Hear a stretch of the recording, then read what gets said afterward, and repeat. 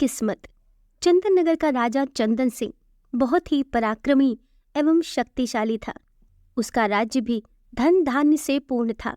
राजा की ख्याति दूर दूर तक फैली थी। एक बार चंदन नगर में एक ज्योतिषी पधारे थे। उनका नाम था भद्रशील। उनके बारे में विख्यात था कि वे बहुत ही पहुंचे हुए ज्योतिषी हैं और किसी के भी भविष्य के बारे में सही सही बता सकते हैं। वे नगर के बाहर एक छोटी कुटिया में ठहरे थे। उनकी इच्छा हुई कि वे भी राजा के दर्शन करें। उन्होंने राजा से मिलने की इच्छा व्यक्त की और राजा से मिलने की अनुमति उन्हें सहर्ष मिल गई। राज दरबार में राजा ने उनका हार्दिक स्वागत किया। चलते समय राजा ने ज्योतिषी को कुछ हीरे जवाहरात देकर विदा करना चाहा, परंतु ज्योतिषी ने ये कहकर मना कर दिया कि वे सिर्फ अपने भाग्य का खाते हैं। राजा की दी हुई दौलत से वे अमीर नहीं बन सकते। राजा ने पूछा, इससे क्या तात्पर्य है आपका गुरुदेव? कोई भी व्यक्ति अपनी किस्मत और मेहनत से गरीब या अमीर होता है। यदि राजा भी किसी को अमीर बनाना चाहे तो नहीं बना सकता। राजा की दौलत भी उसके हाथ से निकल जाएगी। ये सुनकर राजा को क्रोध आ गया। गुरुदेव, आप किसी का हाथ देखकर ये बताइए कि उसकी किस्मत में अमीर बनना लिखा है या गरीब। मैं उसको उलट कर दिखा दूंगा। राजा बोले, ठीक है, आप ही किसी व्यक्ति को बुलाएं, मैं बताता हूँ उसका भविष्य और भाग्य। ज्योतिषी ने शांतिपूर्वक उत्तर दिया। राजा ने अपने मंत्री को चुपचाप कुछ आदेश दिया और कुछ ही क्षणों में एक सजा धजा नौजवान ज्योतिषी के सामने हाजिर था। ज्योतिषी भद्रशील ने ध्यान से उस व्यक्ति का माथा देखा, फिर हाथ देखकर कहा, ये व्यक्ति गरीबी में जन्मा है और जिंदगी भर गरीब ही रहेगा। इसे खेतों और पेड़ों के बीच कुटिया में रहने की आदत है और वहीं रहेगा। राजा चंदन सिंह सुनकर हैरत में पड़ गया। बोला, आप ठीक कहते हैं, ये सजा धजा नौजवान महल के राजश्री वस्त्र पहनकर आया है, परंतु वास्तव में ये महल के बागों की देखभाल करने वाला गरीब माली है। परंतु गुरुदेव, 1 वर्ष के भीतर मैं इसे अमीर बना दूंगा। ये जिंदगी भर गरीब नहीं रह सकता। राजा का घमंड देखकर ज्योतिषी ने कहा, ठीक है, आप स्वयं प्रयत्न कर लीजिए, मुझे आज्ञा दीजिए। और ज्योतिषी भद्रशील चंदन नगर से चले गए।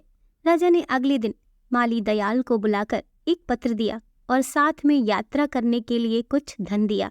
फिर उससे कहा, यहाँ से 100 कोस दूर बालीपुर में मेरे परम मित्र भानु प्रताप रहते हैं, वहां जाओ और ये पत्र उन्हें देना। सुनकर दयाल का चेहरा लटक गया। वह पत्र लेकर अपनी कुटिया में आ गया और सोचने लगा, यहाँ तो पेड़ों की थोड़ी बहुत देखभाल करके दिन भर आराम करता हूँ, अब इतनी गर्मी में इतनी दूर जाना पड़ेगा। परंतु राजा की आज्ञा थी, इसलिए अगले दिन सुबह तड़के वे चंदन नगर से पत्र लेकर निकल गया। 2 गांव पार करते करते वो बहुत थक चुका था और धूप चढ़ने लगी थी। इस कारण उसे भूख और प्यास भी जोर से लगी थी। वह उस गांव में बाजार से भोजन लेकर एक पेड़ के नीचे खाने बैठ गया। अभी आधा भोजन ही कर पाया था कि उसका एक अन्य मित्र जो खेती ही करता था मिल गया।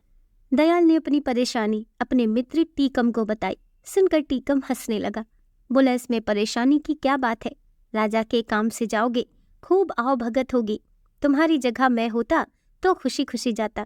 ये सुनकर दयाल का चेहरा खुशी से खिल उठा। तो ठीक है भैया टीकम, तुम ही ये पत्र लेकर चले जाओ, मैं एक दिन यहीं आराम करके वापस चला जाऊंगा। टीकम ने खुशी खुशी वो पत्र ले लिया और 2 दिन में बाली नगर पहुंच गया। वहां का राजा भानु प्रताप था। टीकम आसानी से भानु प्रताप के दरवाजे तक पहुंच गया और सूचना भिजवाई कि चंदन नगर के राजा का दूत आया है। उसे तुरंत अंदर बुलाया गया।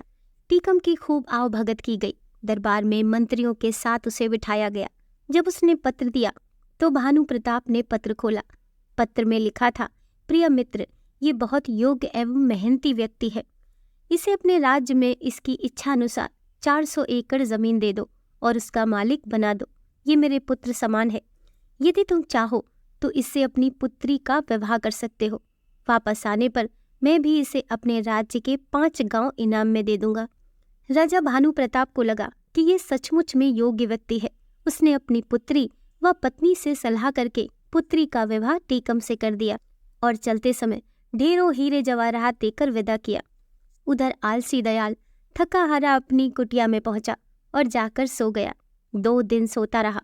फिर सुबह उठकर पेड़ों में पानी देने लगा। सुबह जब राजा अपने बाग में घूमने निकले तो दयाल से पत्र के बारे में पूछा। दयाल ने डरते डरते सारी बात राजा को बता दी। राजा को बहुत क्रोध आया और साथ ही ज्योतिषी की भविष्यवाणी भी याद आई, परंतु राजा ने सोचा कि कहीं भूल चूक भी हो सकती है, अतः वे एक बार फिर प्रयत्न करके देखेंगे कि दयाल को धनी किस प्रकार बनाया जाए। 3-4 दिन पश्चात दयाल राजा का गुस्सा कम करने की इच्छा से खेत से बड़े बड़े तरबूज तोड़ कर लाया और बोला, सरकार, इस बार फसल बहुत अच्छी हुई है, देखिए खेत में कितने बड़े बड़े तरबूज हुए हैं। राजा खुश हो गया। उसने चुपचाप अपने मंत्री को इशारा कर दिया। मंत्री एक बड़ा तरबूज लेकर अंदर चला गया और उसे अंदर से खोखला कर उसमें हीरे जवाहरात भरवा कर ज्यों का त्यों चिपका कर ले आया। राजा ने दयाल से कहा, हम आज तुमसे बहुत खुश हुए हैं, तुम्हें इनाम में ये तरबूज देते हैं। सुनकर दयाल का चेहरा फिर लटक गया। वह सोचने लगा कि राजा ने इनाम दिया भी तो क्या। वो बड़े उदास मन से तरबूज लेकर जा रहा था, तभी उसका परिचित लोटन मिल गया। वह बोला, क्यों भाई, इतने उदास होकर तरबूज लिए कहाँ चले जा रहे हो? दयाल बोला, क्या करूं, बात ही कुछ ऐसी है।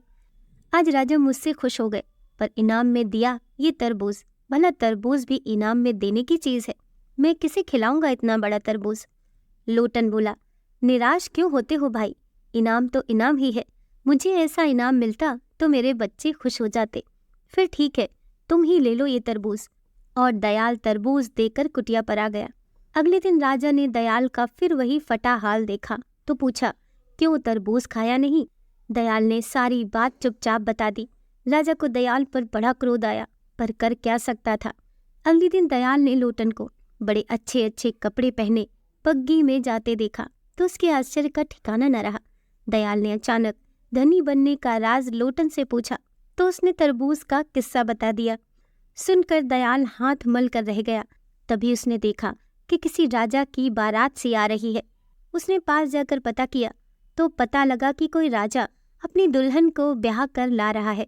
ज्यों ही उसने राजा का चेहरा देखा तो उसके तोते उड़ गए। उसने देखा राज सवारी पर टीकम बैठा था।